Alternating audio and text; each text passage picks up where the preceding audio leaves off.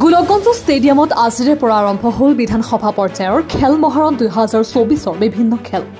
গোলকগঞ্জৰ ষ্টেডিয়ামত আজি অনুষ্ঠিত হয় ৰাজ্যৰ ক্ৰীড়া ইতিহাসৰ সৰ্ববৃহৎ প্ৰতিযোগিতা খেল মহাৰণ 2024। খেলৰ শুভ উদ্বোধন কৰি গোলকগঞ্জ বিধানসভাৰ প্ৰাক্তন বিধায়ক অশ্বিনী ৰায় চৰকাৰে গোলকগঞ্জ বিধানসভাৰ বিভিন্ন স্কুলৰ ছাত্ৰ ছাত্ৰী অংশগ্ৰহণ কৰিব প্ৰতিযোগিতাত। এক সপ্তাহজোৰা কাৰ্যসূচীৰে চলিব এই খেল মহাৰণৰ প্ৰতিযোগিতাসমূহ। গোলকগঞ্জ বিধানসভাৰ 21খন গাঁও পঞ্চায়ত আৰু 2 পৌৰসভাৰ মুঠ 3958 গৰাকী খেলুৱৈ অংশগ্ৰহণ কৰিব। জয়ী হোৱা খেলুৱৈসকলক লৈ জিলা পৰ্যায়ত আৰু ৰাজ্যিক পৰ্যায়ত এই খেল অনুষ্ঠিত কৰা হ'ব। খেল মহাৰণৰ জৰিয়তে athletics, kabaddi, football, volleyball, kho kho আদি বিভিন্ন খেল অনুষ্ঠিত কৰা হ'ব। মূলতঃ গ্ৰামাঞ্চলৰ মাজত লুকুৱাই থকা প্ৰতিভাৱান খেলুৱৈক বাছি উলিওৱাৰ লক্ষ্যৰে তথা খেলৰ প্ৰতি ল'ৰা-ছোৱালীবিলাকক আকৃষ্ট কৰাৰ লক্ষ্য আগত ৰাখি ৰূপায়ণ কৰা হৈছে খেল মহাৰণ কাৰ্যসূচী। আগমনিৰ পৰা ৰাকেশ দেৱৰায়ৰ ৰিপৰ্ট, প্ৰতিদিন লাইভ। আমি নমস্কাৰ দিছোঁ। প্ৰথমে আমি সাংবাদিক বন্ধুসকলক ধন্যবাদ জনাইছোঁ।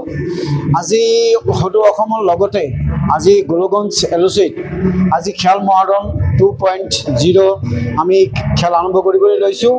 আমি 12 তাৰিখৰ পৰা আজি শুভ উদ্বোধন কৰিলোঁ আৰু 18 তাৰিখলৈকে আমাৰ খেল চলি থাকিব আৰু 18 তাৰিখে আমাৰ ক্লজিং চেৰেমনি হ'ব।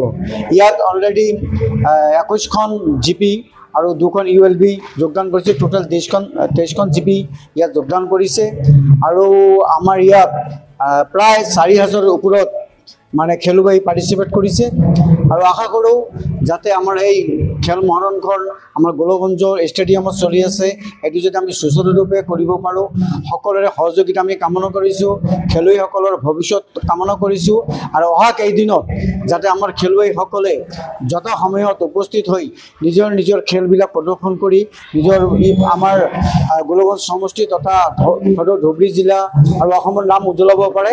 এইখিনিকৈ সবকে ধন্যবাদ জনাইছোঁ আৰু এই কেইদিন সবে যাতে ক্ৰীড়াপ্ৰেমী ৰাইজ আমাক সহায় সহযোগিতা আগবঢ়ায়। ধন্যবাদ।